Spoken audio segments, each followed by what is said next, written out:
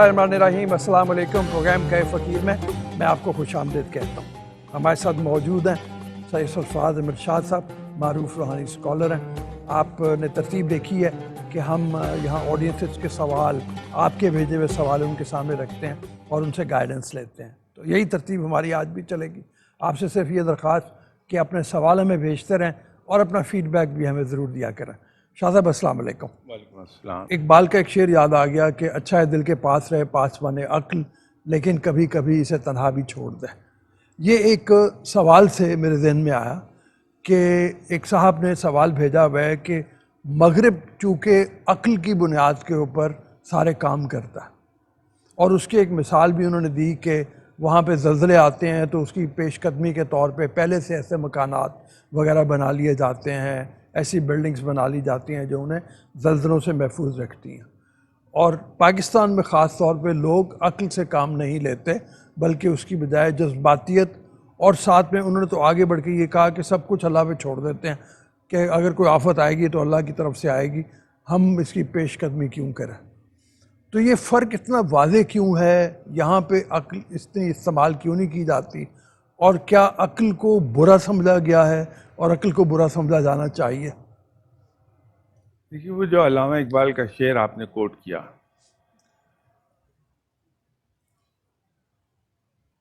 بڑا وائڈلی مس انڈرسٹوڈ شعر ہے۔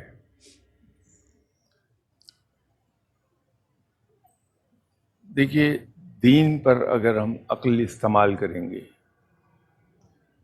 تو ہم کہیں پہنچ نہیں پاتے ہیں۔ بالکل، انسانی عقل محدود ہے، جبکہ دین کا علم، رب کی کائنات، یہ لامحدود ہے۔ رب تک پہنچنا چاہیں گے ہم عقل کے استعمال سے، ہم کبھی نہیں پہنچ پائیں گے۔ رب تک پہنچنے کے تین ہی راستے ہو سکتے ہیں، ایک عقل، علم اور عشق، یا یوں کہ یہ تین عین ہیں۔ عقل آپ کو ایک حد تک لے جائے گی، ہم عقل استعمال کر کے رب کی قدرت کو سمجھ پائیں گے، but to a very limited scale. ٹھیک ہے۔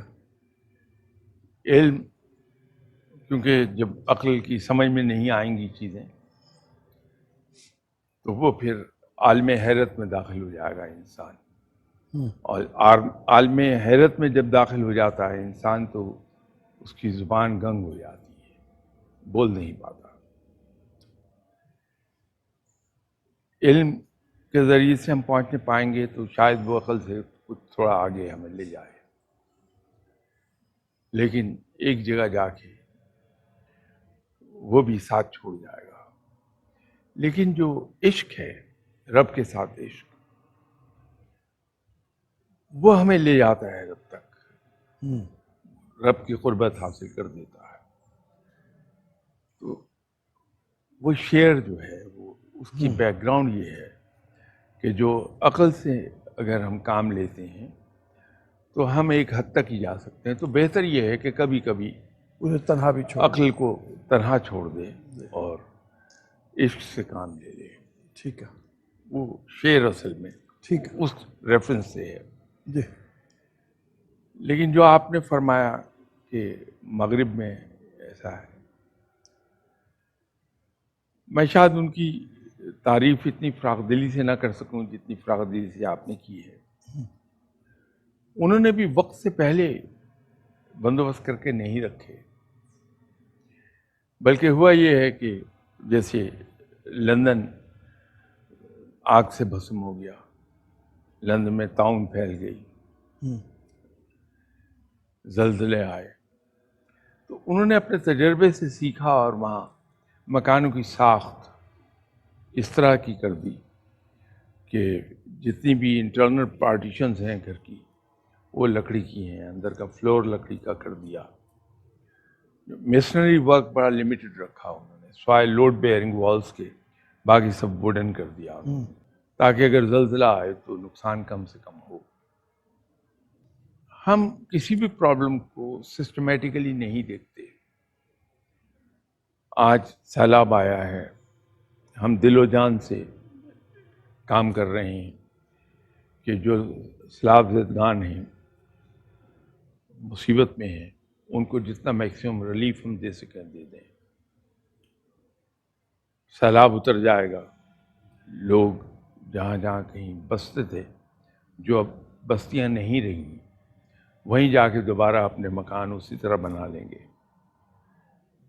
ہم کوئی میئرز نہیں لیں گے کہ سیلاب تو آنے ہی، یہ قدرتی امر ہے. جیسے ہالینڈ سطح سمندر سے کئی فٹ نیچے ہے، جی. سیلاب آتے تھے وہاں، انہوں نے پروٹیکشن بند باندھ کے اس طرح کا ارینجمنٹ کر لیا ہے کہ اب سمندر کتنا فیوریس کیوں نہ ہو جائے، ہالینڈ میں پانی داخل نہیں ہوتا ہے، پریونٹ کر لیا. ہم یہ کام نہیں کریں گے، ہم مدد دے دیں گے لوگوں کو، شاید ٹو این ایکسٹینٹ مکان بنا کے بھی دے دیں، لیکن رہیں گے وہ اسی جگہ اور ان کی کوئی پروٹیکشن نہیں پرووائڈ ہوگی. سال 2 سال 3 سال کے بعد پھر بڑا سیلاب آ جائے گا، پھر یہ بہہ جائیں گے، پھر ہم اسی پروسیس سے گزر رہے ہوں گے. ہونا یہ چاہیے کہ پہلی بات تو یہ ہے کہ اگر کہیں ایسی جگہ آبادیاں بن گئیں جو کبھی دریا کی گزرگاہ تھا، جیسے راوی ہے،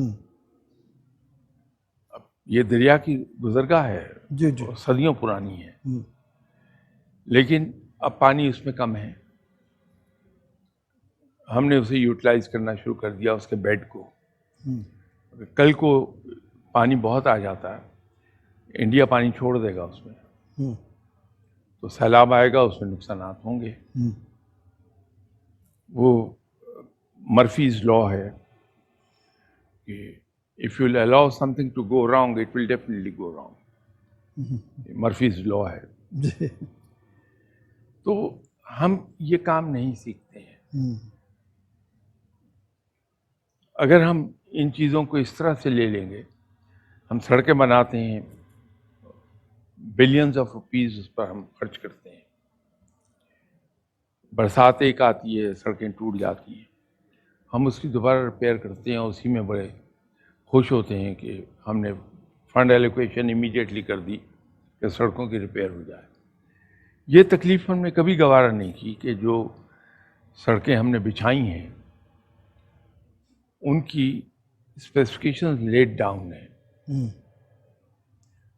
کہ ہم یہ انکوائری کر لیں کہ یہ سڑک جو ایک بارش میں ٹوٹی، کیا اسپیسیفکیشنز اس کی جو لیٹ ڈاؤن ہیں، لال کتاب میں لکھی ہیں، یہ سڑک اسی کے مطابق بنائی گئی تھی یا نہیں بنائی گئی تھی. اور اگر نہیں بنائی گئی تھی تو پھر اس کا ذمہ دار کون تھا، اس کو سزا دے دی جائے، چیزیں آئندہ خراب نہیں ہوں گی کبھی. تو مغرب کے لوگ کوئی ہم سے سپیریئر نہیں ہیں، رب نے انہیں 2 دماغ نہیں دیے ہیں، 4 ہاتھ نہیں دیے ہیں، ہماری طرح کے انسان ہیں. فرق یہ ہے کہ انہوں نے لیسنز سیکھے ہیں، جہاں انہیں ناکامی ہوئی ہے، جہاں مار پڑی ہے، وہاں سے لیسنز سیکھے ہیں، and they is not allowed to happen next time. ہم یہ نہیں کرتے، صرف اتنا ہی فرق ہے، لاپرواہی میں رہتے ہیں. تو آج بھی اگر ہم سیلاب ختم ہو جانے کے بعد سر جوڑ کے بیٹھ جائیں گے، وہ لوگ جو بیچارے جن کے گھر بہہ گئے، مال و اسباب بہہ گیا، جانیں ضائع ہوئی، ان کو اس ترتیب سے بسایا جائے کہ دوبارہ اگلے سال آنے والا سیلاب گھر پریشان ہو. السلام علیکم سر، مجھے آپ سے یہ پوچھنا تھا کہ ہم ہر اچھے کام کے لیے مغرب ہی کو کیوں اپنا پیمانہ ہم نے رکھا ہوا ہے کہ ہر اچھا کام وہاں ہوتا ہے یہاں نہیں ہوتا. ہم ہر اچھے کام کے لیے ہم یہ کیوں کہتے ہیں مغرب میں یہ ہوتا ہے یہاں نہیں ہوتا، کیا ہمارے اندر اتنی ایبلٹی نہیں ہے؟ یہاں کوئی ایسا بندہ نہیں ہے جس کے ساتھ ہم اپنے آپ کو کمپیئر کر سکیں؟ بالکل صحیح ہے یہ بات. اس کا جواب پانے کے لیے ہمیں آج سے 800-900 سال پیچھے جانا پڑے گا. ساری دنیا ہمیں فالو کرتی تھی. کیا ان کے پاس کوئی ایسی ایگزامپل نہیں تھی جس سے وہ کمپیئر کر پائیں؟ ایسا اب کیوں نہیں ہے سر؟ یہی تو بات ہے. ہوتا یہی ہے کہ جہاں ہم کوئی اچھا کام ہوتے دیکھتے ہیں، جب ہم کسی شخص کو کامیاب ہوتے دیکھتے ہیں تو ہم اس کو فالو کرتے ہیں. کچھ عرصے سے جب سے ہم نے علم اور ریسرچ اینڈ ڈیولپمنٹ چھوڑی، ہم دن بدن پیچھے جاتے گئے. ہم نے صرف پچھلے سلطان بود پہ یقین رکھا کہ ہمارے اسلاف یہ تھے، خود کچھ نہیں کیا. تو اب جہاں ہمیں دنیاوی کامیابی ہوتی نظر آئے گی، ہم ادھر کوئی دیکھیں گے اور اس میں کوئی قباحت نہیں ہے. اچھی چیز جہاں سے بھی ملے، اچھی بات جہاں سے بھی ملے، پک کر لینی چاہیے. دشمن سے بھی سیکھ لینا چاہیے. اگر، اور یہ یقیناً مجھے بھی برا لگے گا، ہر ایک کو برا لگے گا کہ ہم ہر کام میں مغرب کی طرف کیوں دیکھ رہے ہیں. یہ برا لگنا چاہیے تاکہ یہ ہمیں مہمیز کا کام کرے اور ہم آگے بڑھنے کے لیے سیکھنا شروع کر دیں. ہماری جنریشن ایسا نہیں کر رہی نا سر. میں شاید جنریشن کو، موجودہ جنریشن کو الزام نہ دوں. ہم نے موجودہ جنریشن کو کیا سکھایا ہے کہ آپ جو تعلیم حاصل کر رہے ہیں یہ آپ کے روزگار کا ذریعہ ہے. آپ کی تعلیم کا مقصد یہ ہے کہ اگر لڑکا ہے تو اسے ایک اچھی جاب مل جائے، لڑکی ہے تو اسے ایک بہتر جگہ شادی ہو جائے اس کی. یہ سول پرپز ہے علم کا ہمارے یہاں جو رائج ہے. جبکہ علم کا پرپز یہ نہیں ہے. علم سے انسان کو عقل آتی ہے. علم ہمیں اچھے اور برے میں تمیز سکھاتا ہے. عقل ہمیں اچھوں میں زیادہ اچھے کی تمیز سکھاتی ہے. ہم علم اس لیے حاصل نہیں کر رہے ہیں، ہم تو اس لیے کر رہے ہیں کہ شاہ صاحب کو ایک اچھی جاب مل جائے.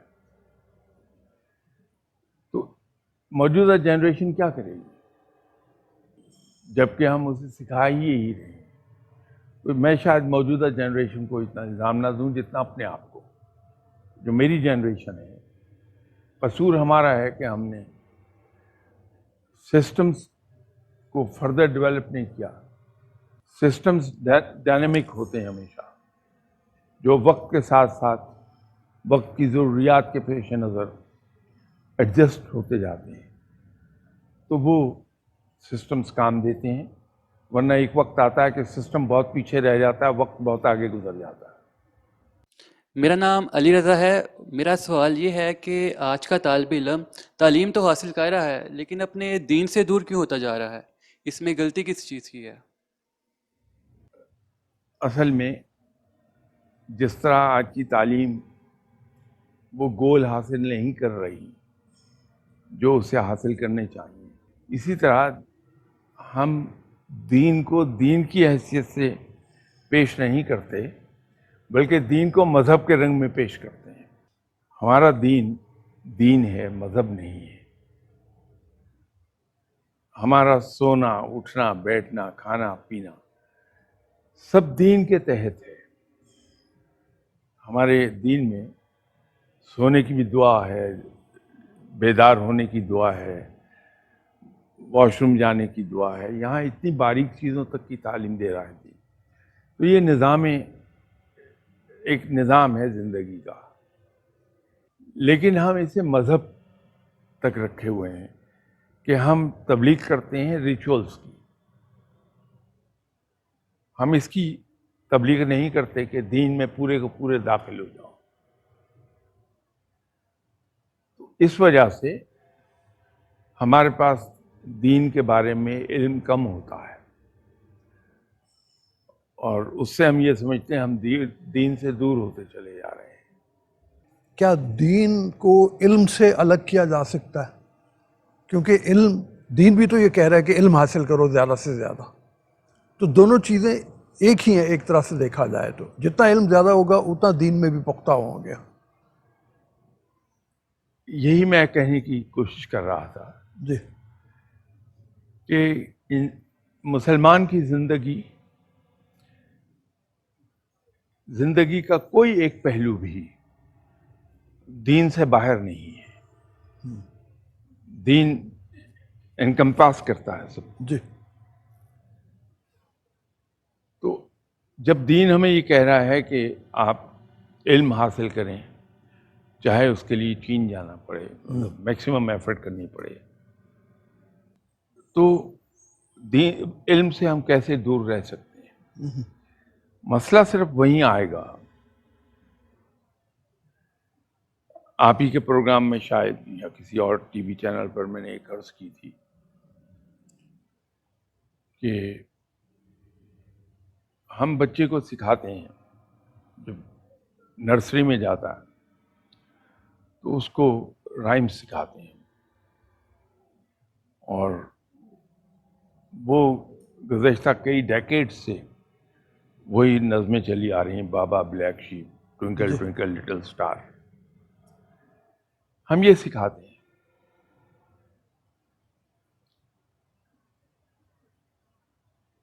دوسری جگہوں پر وہ اسی عمر کے بچوں کو کلاس میں بٹھاتے ہی نہیں. ٹیچر پورے اسکول میں ساتھ لیے پھرتی ہے اور ایک درخت کے پاس جا کے بچوں کو کہتی ہے کہ یہ درخت ہے، اور معلوم ہے یہ کیا کرتا ہے؟ تم جیسے 26 بچوں کو آکسیجن پرووائڈ کرتا ہے تاکہ تم زندہ رہ سکو. یہ درخت ہے، یہ ہمیں پھل دیتا ہے. یہ درخت ہے جو ہمیں چھاؤں پرووائڈ کرتا ہے. یہ درخت ہے، اس کی لکڑی سے جن کرسیوں پہ ٹیبل پہ آپ گھر میں بیٹھتے ہیں، یہ لکڑی یہی درخت دیتا ہے. وہ تمام گنوا کے کہ درخت کیا کیا ہمارے لیے کرتا ہے. آخر میں بچوں کو ٹیچر کہتی ہے کہ look this tree does so much for us, let's water it. بچہ ہے 2.5 سال کا، 3 سال کا، وہ پانی دے نہیں سکتا، لیکن اس کو اس واٹر پاٹ کو ہولڈ کیے ہوئے ہاتھ رکھے ہوئے اور پانی دے رہے ہیں. اسی طرح پول کے نیچے لے جا کے اس کو سکھائیں گے، فٹ پاتھ پہ چلنا سکھائیں گے. اس ایج میں وہاں وہ سکھا رہے ہوتے ہیں. اس کا نتیجہ کیا نکلتا ہے کہ وہ بچہ جو 2.5 سال کی عمر میں، 3 سال کی عمر میں درخت کے یہ احسانات اس نے سیکھے ہیں، وہ چیزیں اس کے ذہن پر امپرنٹ ہو گئی ہیں، نقش ہو گئی ہیں،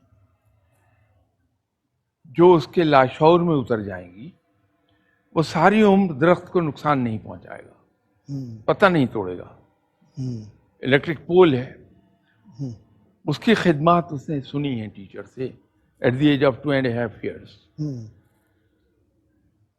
وہ نقش ہو گیا ہے. وہ کتنا ہی فیوریس ہو جائے، کتنا ہی غصے میں آ جائے، احتجاج کر رہا ہو، لیکن پول نہیں توڑے گا. ٹھیک ہے.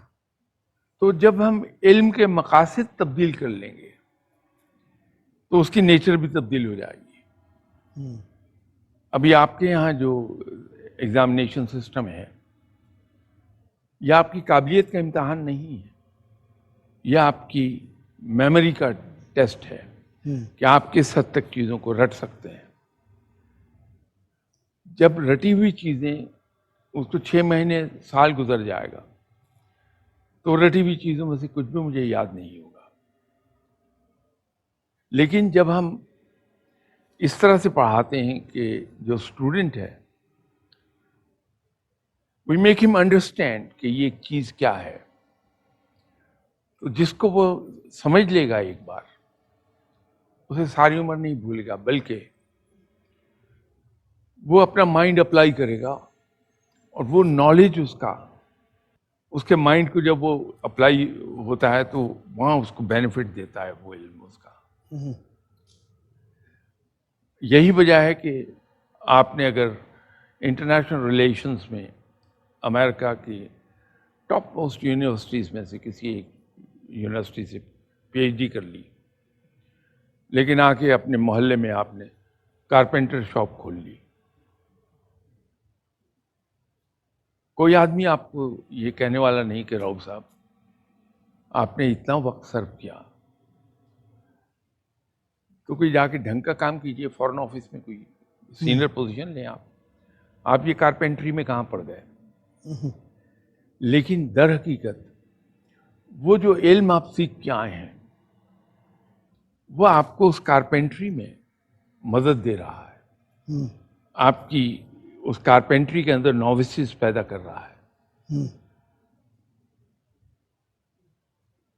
ترقی انسان یوں کرتا ہے جہاں ہم اپنا مائنڈ اپلائی کرنے کی پوزیشن میں آتے ہیں.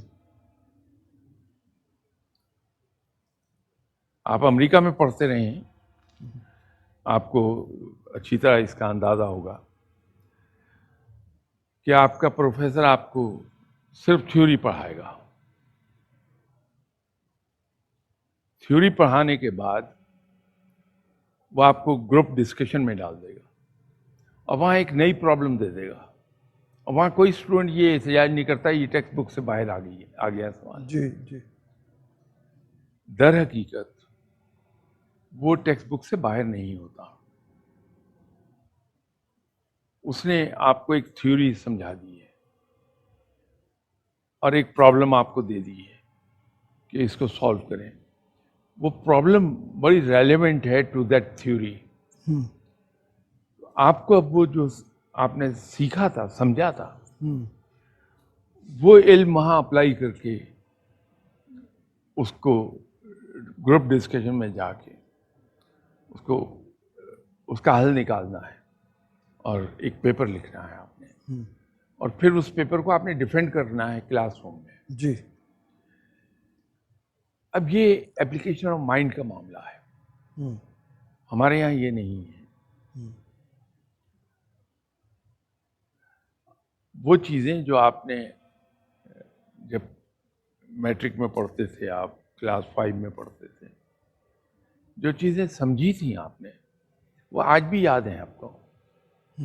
جو آپ نے میمورائز کی تھیں ان میں سے ایک چیز بھی یاد نہیں ہوگی. ہاں بالکل صحیح. تو وہ لوگ چیزوں کو سمجھاتے ہیں آپ کو, رٹاتے نہیں. السلام علیکم سر, میرا سوال یہ ہے کہ جو پیرنٹس اور بچوں کے درمیان جنریشن گیپ ہے اس کو کیسے اوور کم یا کم کیا جا سکتا ہے؟ ابھی میں تھوڑی دیر پہلے عرض کر رہا تھا کہ سسٹم ایک ڈائنامک چیز ہے, وہ اسٹیٹک نہیں ہے, اس کو اپڈیٹ کرنا پڑتا ساتھ ہی ساتھ. اسی طرح جو نالج ہے, جس تیز رفتاری سے نئی نئی چیزیں, نئی نئی تھیوریز سب دریافت ہو رہی ہیں, ہمارا علم پرانا ہو جائے گا. اب دیکھیے ایک ایم بی اے میں, جو ہمارے یہاں سے ایم بی اے ہم کرتے ہیں, اس میں اور دوسری جگہوں پر ایم بی اے کیے ہوئے میں کیا فرق ہے؟ آپ امریکہ میں ایم بی اے کر نہیں سکتے تابوقت کہ آپ 6 سے 8 گھنٹے ڈیلی لائبریری میں صرف نہ کریں. وہاں آپ کو پیپرز, میگزینز, بکس یہ پڑھنا ہوتی ہیں, کیونکہ آپ نے کلاس میں پیپر لکھ کے دینا ہے. پیپر لکھ کے دینے سے مراد میری یہ نہیں کہ لکھ کر آپ نے کوئی چیز تحریر دینی ہے. آپ کو ایک پرابلم دے دی گئی ہے, اس کو آپ نے سالو کرنا ہے اور اس میتھڈ پر آپ نے پیپر بنانا ہے. اب آپ بنا نہیں سکتے تا وقت ہے کہ آپ کا مطالعہ بہت براڈ نہ ہو، وسیع نہ ہو. ہمارے یہاں ایسی بات نہیں ہے، ہم نے ٹیکسٹ بک کو رٹنا ہوتا ہے. اسی طرح یہ جو جنریشن گیپ کیوں پیدا ہو رہا ہے، پیرنٹس ڈیلی جو ضرورت کی چیزیں ہیں to make the both hand meet, وہ اس میں بزی ہوتے ہیں. اپنے نالج کو جو انہوں نے پڑھا اس کو اپڈیٹ نہیں کر رہے ہوتے ساتھ ساتھ. اب وہ ایک ہی جگہ پر ہے جہاں پڑھا تھا، اس کے بعد اب میں آفس سے آ کے تھک گیا ہوں، میں کوئی تفریحی چیز دیکھوں گا، تو ٹی وی پر کوئی ڈرامہ لگا لیا کچھ ایسے، اس کے بعد سو گئے. ہوتا یہ ہے کہ ان کا نالج آؤٹ ڈیٹڈ ہوتا جا رہا ہے. بچہ ہے آج کا، اس کی ایکسیس ہے انٹرنیٹ کو، پوری دنیا اس کی فنگر ٹپس پر ہے کہ وہ کمپیوٹر پہ بیٹھے گا اور کمانڈ دے گا کمپیوٹر کو، اس کو ایکسیس ہو جائے گی to anything in the world. اس کا جو نئی جنریشن ہے اس کا مائنڈ پالش ہو رہا ہے. ہم لوگ اپنی جگہ پہ بیٹھے، وہ گیپ وسیع ہوتا جاتا ہے، سوچنے کے انداز میں فرق آ جاتا ہے، دوسری جگہوں کی چیزیں اس کے ایٹیٹیوڈز پر انفلوئنس کر رہی ہوتی ہیں، ایٹیٹیوڈز میں فرق آتا ہے. اب ہمیں یہ بتایا گیا تھا کہ جو بزرگ ہیں ہمارے، جب کبھی ہم بچے تھے 100-200 پہلے، تو اگر بزرگ آپ سے بڑا کوئی غلط بات بھی کہہ رہا ہے اسے نیگیٹ نہیں کر سکتے آپ. تو آج کا بچہ وہ انفلوئنسڈ ہے باہر کی دنیا سے، وہ فوراً باپ کو کہہ دے گا کہ dad sorry, I don't agree. اب اس بچے نے تو اپنی طرف سے بالکل ٹھیک کیا اور صحیح کہہ رہا ہے وہ، لیکن باپ پرانے وقت کا ہے، وہ اس کے ایک تھپڑ لگائے گا کہ تم گستاخ، تم مجھے نیگیٹ کر رہے ہو. ہم تسلیم نہیں کرتے کہ نئی جنریشن اپنی جگہ درست ہے، اس لیے کہ ہم اپنے بارے میں خوش فہمی میں بیٹھے ہوئے ہیں. ٹھیک ہے، ہمارے پاس تجربہ ہے، علم اور تجربے نے اکٹھے ہو کے دونوں نے ہمیں عقل عطا کی ہے. تو آج کا نوجوان شاید عقل میں وہاں نہ ہو، لیکن علم میں ہم سے آگے ہے، اس کا علم اپ ٹو ڈیٹ ہے. تو یہ جنریشن گیپ زیادہ قصور ہماری جنریشن کا ہے کہ ہم اپنی جگہ پتھر کی طرف پڑے ہوئے ہیں. ہم آج کے دور میں لیٹسٹ ڈیولپمنٹس کا ساتھ نہیں دے پا رہے ہیں. ایک آدھ سوال اور لے لیتے ہیں. السلام علیکم سر. سر میرا کوشچن ہے کہ لائف میں کنسسٹنسی کس طرح سے لائی جائے. مطلب ہمارا روز دل کرتا ہے کہ ہم 5 نمازیں ٹائم پہ پڑھیں، ہم روز ماما پاپا کی خدمت کریں اور ہم روز چغلی نہ کریں، لیکن ہمیشہ یہ سارے بیہیویئرز ایک ویو کی فارم میں آتے ہیں، فلکچویٹ کرتے ہیں. تو ان کو کنسسٹنٹ کس طرح سے کیا جا سکتا ہے؟ اس کا ایک بڑا سمپل جواب ہے، تھرو ڈٹرمینیشن. کہ ہم اگر ڈٹرمنڈ ہیں کہ ہم نے یہ کام کرنا ہے، ہم کسی چیز کو آڑے نہیں آنے دیں، نہ سستی کو، نہ کسی دلچسپی کو، نہ آرام کو. ڈٹرمینیشن بڑی غضب کی چیز ہے، اور ڈٹرمینیشن آپ کی بڑھتی جائے گی اگر ہم ایک کام کر لیں گے کہ ہم انکار کر دیں گے سستی کے سامنے. اس لیے روحانی دنیا میں یہ کہا جاتا ہے کہ نفس کو، یہ نفس کی خواہشات ہیں نا، کہ نفس کو مغلوب کرنے کا صرف ایک طریقہ ہے کہ جو کچھ آپ کا نفس کہے اس کی نفی کر دیں, اس کو بالکل 180 ڈگریز اپوزٹ جا کے ایکشن لیجیے. اگر میرا نفس کہہ رہا ہے کہ آرام کرو, نماز میں ابھی 1.25 گھنٹہ باقی ہے, تو اگر میں لیٹا رہوں گا تو سو جاؤں گا, نماز نکل جائے گی. تو وہ نفس میرا یہ کہہ رہا ہے کہ تم آرام کر لو, 45 منٹس ابھی باقی ہیں, لیکن میں اسی وقت بستر چھوڑ دیتا ہوں. تو ایک بار بستر چھوڑ دیا تو میں نماز پڑھ لوں گا. بہت سے لوگوں کو ایک مسئلہ ہوتا ہے کہ نماز کے لیے اٹھا نہیں جاتا, خاص طور پر فجر یا تہجد. تو یہ جو بستر چھوڑ دینے کی بات ہے, اس سے مجھے وہ خیال آیا. تو میں ایک علاج بتایا کرتا ہوں اس کا, کہ کمرے کے جس کونے میں آپ کا بیڈ ہے اس کے اپوزٹ کونے میں الارم رکھ دیں. ٹھیک ہے. تو جب وہ بولنے سے باز نہیں آئے گا الارم, تو آپ اٹھ کے جائیں گے, اس کو بند کریں گے. تو ایک بار بیڈ سے وہ اٹھ گئے تو پھر کام سیدھا ہو گیا.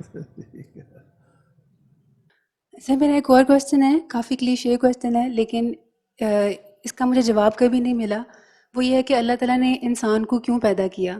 اس کے مجھے 2 جواب ملے ہیں. ایک یہ کہ عبادت کے لیے پیدا کیا ہے, دوسرا یہ کہ اللہ تعالیٰ نے انسان کو چوائس دے دی کہ اچھا اور برا یہ ہے اور چوز کر لو, اور یہ دیکھنے کے لیے اللہ نے بنایا ہے کہ انسان کون سا پاتھ چوز کرتا ہے. لیکن میں ان دونوں جوابوں سے سیٹسفائیڈ نہیں ہوں. تو کیا آپ کے خیال میں کیا اس کا جواب ہے؟ یہ جو دوسرا حصہ ہے جواب کا, کہ اللہ نے ہمیں اس لیے بنایا کہ وہ دیکھے کہ ہم صحیح چنتے ہیں یا غلط چنتے ہیں. اللہ تو سب چیزوں کو جانتا ہے, ازل سے ابد تک کی چیزیں اسے معلوم ہیں. تو اس کو یہ ٹیسٹ کرنے کی ضرورت نہیں کہ یہ کیا کرے گا بندہ.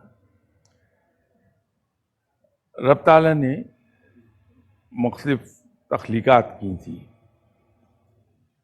فرشتے, جنات اور چیزیں. رب نے یہ چاہا کہ میں کوئی ایسی چیز بناؤں جس سے میں پہچانا جا سکوں کہ میں کس طرح کا ہوں.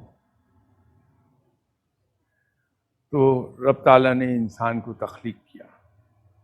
اسی لیے انسان کے اندر جو صفاتی چیزیں ہیں, 99 نام ہیں جن میں اللہ تعالیٰ کے 98 صفاتی نام ہیں. ان میں سے بھی 2 صفات ایسی ہیں جو انسان میں نہیں پائی جائیں گی.